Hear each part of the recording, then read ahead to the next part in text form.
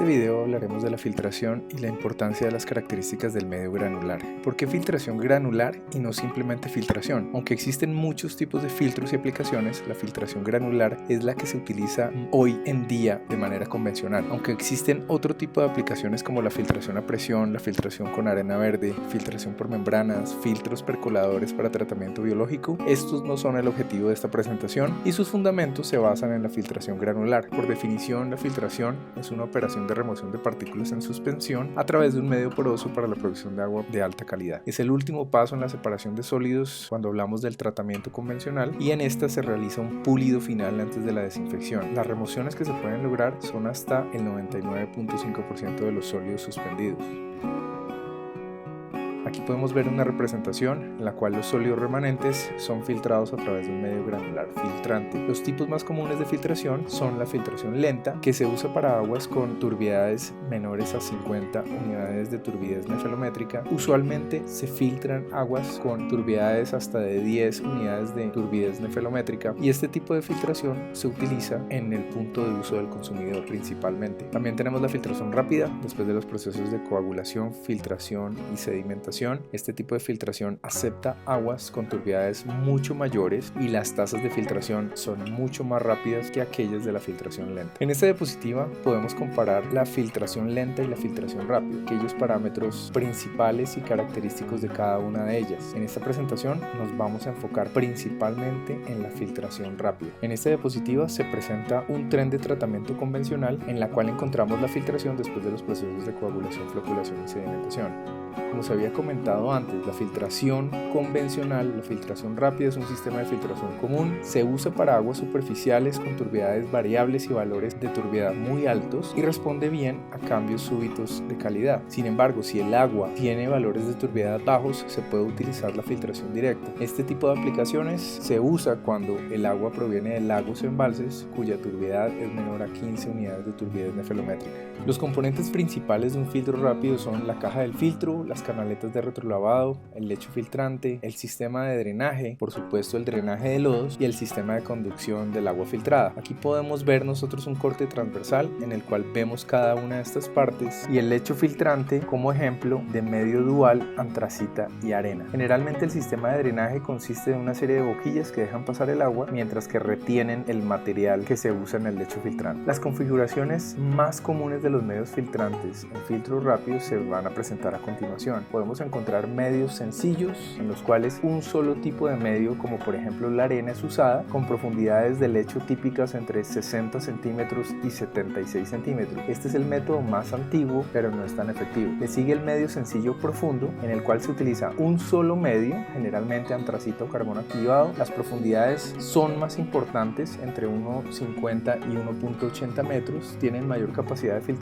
para agua de calidad consistente. Le siguen los medios duales, que tal vez son uno de los diseños más tradicionales y más usados, en los cuales se utiliza 45 a 60 centímetros de antracita junto con 0.23 a 0.3 metros de arena. Los filtros actuales generalmente tienen una capa de antracita mucho más grande, entre 1.5 y 1.8 metros, y en ocasiones se puede reemplazar la antracita por carbono activado granular cuando se combinan la absorción y la filtración en la misma caja. Este tipo de medios son más robustos que los medios sencillos y también se pueden encontrar medios mixtos que consisten en 3 o más tipos de medio, usualmente antracita, arena y granate, o inclusive algunos otros materiales como la ilmenita, y este tipo de medios se utiliza para promover la mezcla de materiales y los coeficientes de uniformidad y del tamaño efectivo de las partículas. ¿Cómo opera un filtro? Aquí tenemos una representación de un filtro formado por la caja del filtro, el sistema de drenaje, un tanque de lavado y una serie de válvulas de afluente, drenaje de lodos y una bomba que nos van a permitir visualizar cómo sería el proceso de filtración. Vamos a comenzar con la válvula del afluente apagada, la bomba apagada, la válvula de lodos apagada, y ahora vamos a prender la válvula del afluente, la vamos a abrir y vamos a prender la bomba.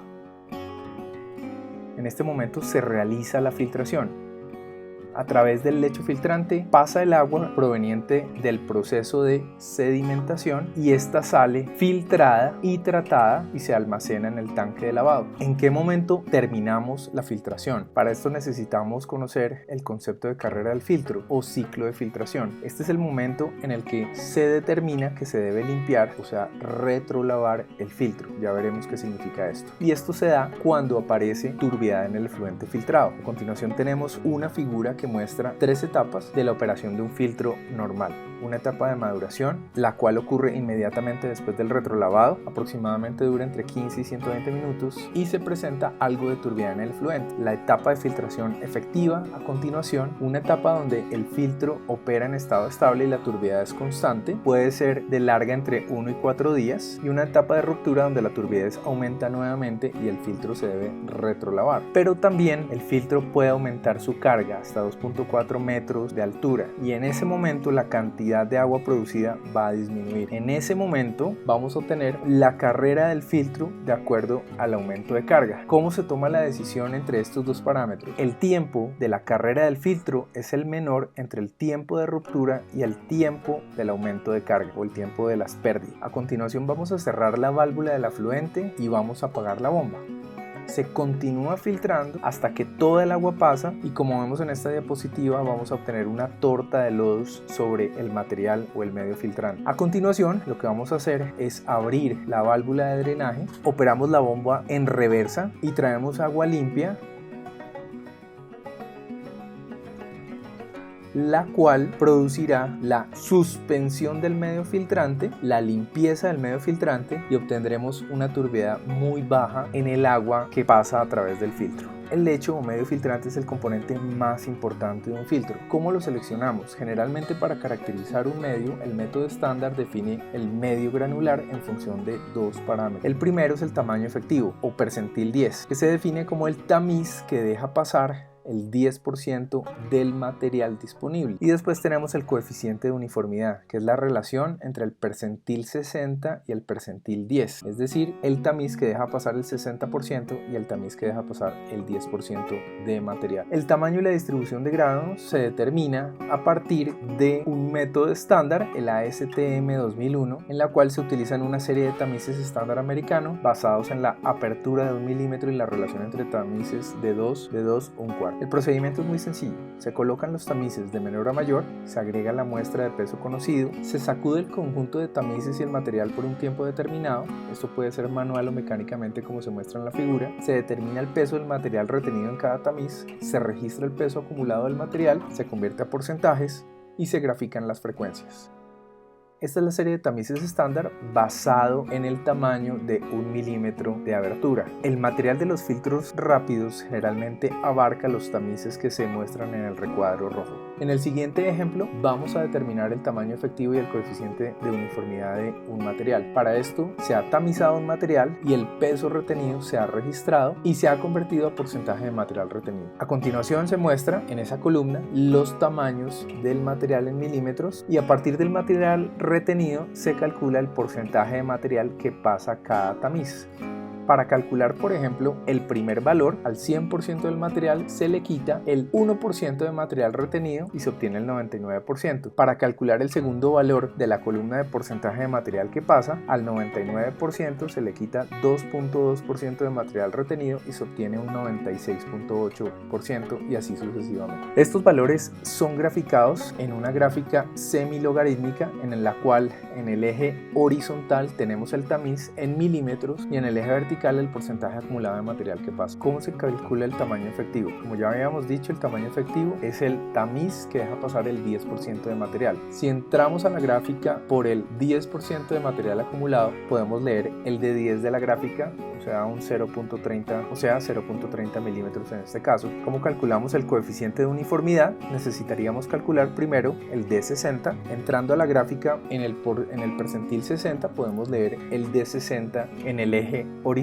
0.80 y al hacer la división entre el D60 y el D10 obtenemos un coeficiente de uniformidad de 2.67. Generalmente para filtros lentos tenemos tamaños efectivos entre 0.15 y 0.35 milímetros y coeficientes de uniformidad entre 2 y 3. Para filtros rápidos los tamaños efectivos tienen que ser mayores a 0.45 milímetros y los coeficientes de uniformidad menor o igual a 1.5. En la gráfica inferior podemos ver algunas de las propiedades más comunes para diferentes materiales que se pueden usar en combinación para construir filtros rápidos. Entonces, de acuerdo a esto, el material que tenemos podemos ver que nos puede servir para construir un filtro lento y no es adecuado para un filtro rápido al analizar el tamaño efectivo y el coeficiente de uniformidad. En esta figura podemos ver un capilar que está unido a la parte inferior del sistema de drenaje del filtro y podemos ver las pérdidas energéticas que se generan cuando el agua pasa a través del lecho filtrante. En la segunda gráfica podemos ver lo que sucede cuando realizamos un retrolavado. En esta etapa el medio se expande y deja pasar a las partículas que son atrapadas en las canaletas de retrolavado. Al suspender el retrolavado, las partículas más grandes y pesadas se sedimentarán primero, más rápidamente, y esto causará una estratificación.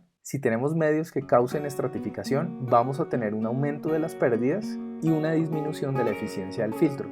Esto lo podemos ver en esta primera figura. Las partículas más grandes se encuentran en el fondo, las partículas más pequeñas más arriba. Esto quiere decir que probablemente este medio tiene un coeficiente de uniformidad mucho más grande que 1. En la gráfica de la derecha podemos ver un medio que no se estratifica.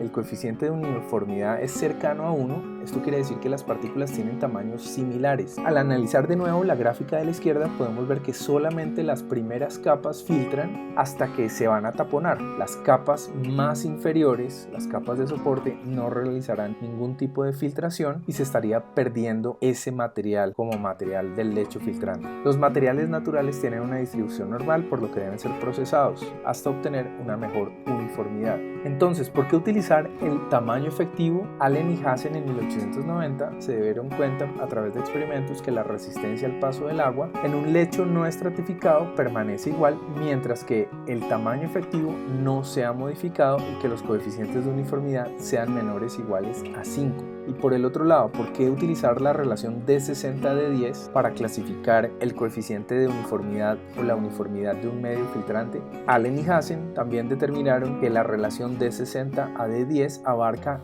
los tamaños de la mitad del material disponible. Entre más cercano sea este valor a 1, menor será la estratificación del medio y menos problemas operacionales por aumento de pérdidas se tendrán. A continuación se muestra un ejemplo de transformación del material. Si en la tabla tenemos un material natural y nosotros tenemos que determinar un tamaño efectivo y un coeficiente de uniformidad de este material específicos, como por ejemplo 0.5 milímetros de tamaño efectivo y 1.5 de coeficiente de uniformidad, para este caso tendremos que tratar y transformar el material stock. Lo primero es determinar el tamaño efectivo y el coeficiente de uniformidad. Sabiendo que necesitamos un tamaño efectivo de 0.5 milímetros y un coeficiente de uniformidad de 1.5, podemos determinar el D60 del material que estamos buscando. En este caso sería igual a 0.75. Graficándolo, nosotros necesitaríamos un material caracterizado por una línea recta como la que estamos viendo en rojo en esta figura. Como podemos ver, es más uniforme que el material con el que contamos ahora, el material disponible. Podemos ver que la pendiente del material disponible es menos inclinada que la pendiente del material que deseamos. Lo primero que hacemos es determinar el P10 de la muestra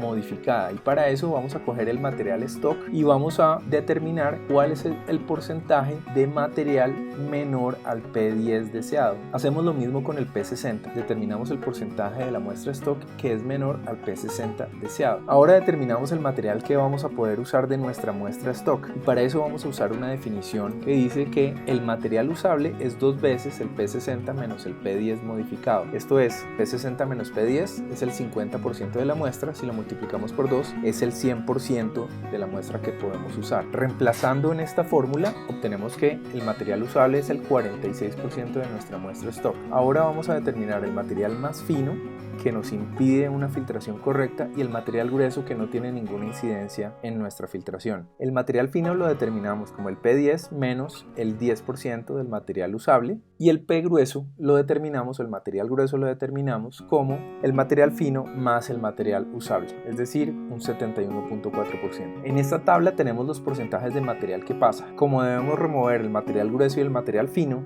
el material grueso es el 71.4%, removemos todo el material que pasa por los tamices y que tiene porcentajes mayores al 71.4%. Y lo mismo hacemos con el material fino, removemos todos los tamices y todo el material que es menor al 25.4%. Nuestro nuevo material va a ser un material caracterizado por dos tamaños de apertura de tamiz, 0.84 y 0.59. El material en total pesa 175 gramos y esto quiere decir que solamente el 35% de los 500 gramos originales de material es aprovechable. Finalmente, nuestro material transformado es el que tenemos en esta gráfica y el resultado del procesamiento nos arroja las siguientes características. El nuevo tamaño efectivo es de 0.62 milímetros, el nuevo D60 es de 0.81 milímetros y el nuevo coeficiente de uniformidad es de 1.30. Estábamos buscando un tamaño efectivo de 0.5 y un coeficiente de uniformidad de 1.5. Esos valores son muy cercanos a lo que hallamos y con esto concluimos la transformación del material.